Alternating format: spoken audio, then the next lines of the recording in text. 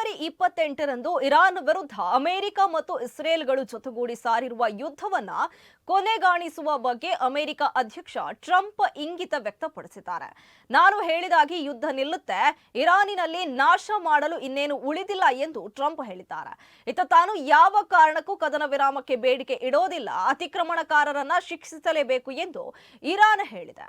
ಆಕ್ಸಿಯೋಸ್ ಮಾಧ್ಯಮ ಸಂಸ್ಥೆಗೆ ನೀಡಿರುವ ಸಂದರ್ಶನದಲ್ಲಿ ಇರಾನ್ ವಿರುದ್ಧದ ಯುದ್ಧ ನಾನು ಹೇಳಿದಾಗ ಕೊನೆಯಾಗುತ್ತೆ ಎಂದು ಟ್ರಂಪ್ ಹೇಳಿದ್ದಾರೆ.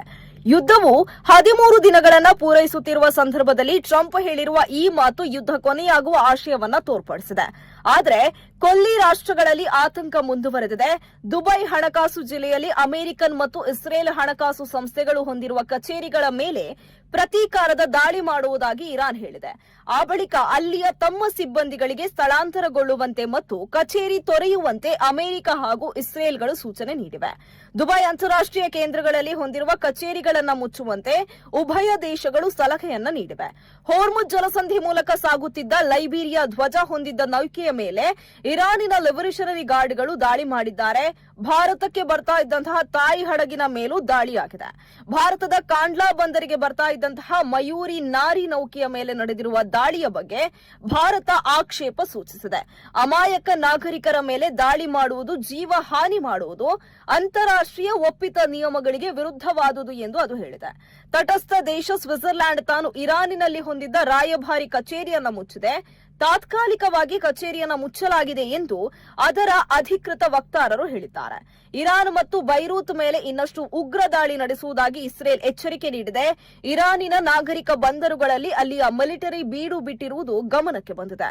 ಇನ್ನು ನಾಗರಿಕರು ಈ ಬಂದರುಗಳನ್ನು ಬಳಸಬಾರದು ಮತ್ತು ಅಲ್ಲಿರುವ ನಾಗರಿಕರು ಬಂದರು ತೊರೆಯಬೇಕು ಎಂದು ಹೇಳಿರುವ ಅಮೆರಿಕ ಅವುಗಳು ತನ್ನ ಮುಂದಿನ ಗುರಿಗಳು ಎಂದು ಹೇಳಿದೆ. ಹೋರ್ಮುಜ್ ಜಲಸಂಧಿಯಲ್ಲಿ ಇರಾನ್ ಮಿಲಿಟರಿ ಹಡಗುಗಳು ಬಾಂಬ್ಗಳನ್ನು ಹುದುಗಿಸಿಟ್ಟಿವೆ ಎಂಬ ವರದಿಗಳು ಬರ್ತಾ ಇವೆ. ಈ ಬಗ್ಗೆ ಪ್ರತಿಕ್ರಿಯಿಸಿರುವ ಅಮೆರಿಕ ಆ ಬಗ್ಗೆ ತನ್ನಲ್ಲಿ ಅಧಿಕೃತ ಮಾಹಿತಿಗಳಿಲ್ಲ. ಒಂದು ವೇಳೆ ಬಾಂಬ್ಗಳನ್ನು ಹುದುಗಿಸಿಟ್ಟಿದ್ರೆ ಅವುಗಳನ್ನು ತಕ್ಷಣ ತೆರವು ಮಾಡಬೇಕು ಎಂದು ಎಚ್ಚರಿಕೆಯನ್ನ ನೀಡಿದೆ.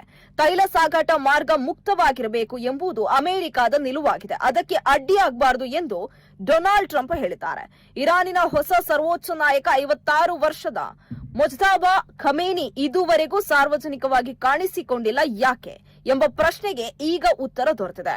ಅಮೆರಿಕ ನಡೆಸಿದ ಮೊದಲ ದಿನದ ದಾಳಿಯಲ್ಲೇ ಮುಜ್ತಬಾ ಗಾಯಗೊಂಡಿದ್ದಾರೆ. ಅವರ ಕಾಲು ಮುರಿದಿದೆ, ಎಡ ಕಣ್ಣಿಗೆ ಹಾನಿಯಾಗಿದೆ, ಮುಖದಲ್ಲಿ ಗಾಯಗಳಾಗಿವೆ ಎಂದು ವಿದೇಶಿ ಸುದ್ದಿ ಸಂಸ್ಥೆ ವರದಿ ಮಾಡಿದೆ. ಆದರೂ ಅವರಿಗೆ ಪ್ರಾಣಾಪಾಯವಿಲ್ಲ ಎಂದು ವರದಿ ಹೇಳಿದೆ. ಇರಾನಿನಲ್ಲಿ ಜನಜೀವನ ಹದಗೆಟ್ಟಿದೆ. ಮೊದಲೇ ಹಣದುಬ್ಬರದಿಂದ ಬಳಲುತ್ತಿದ್ದ ಇರಾನ್ ಯುದ್ಧದಿಂದ ತೀವ್ರ ಸಂಕಷ್ಟ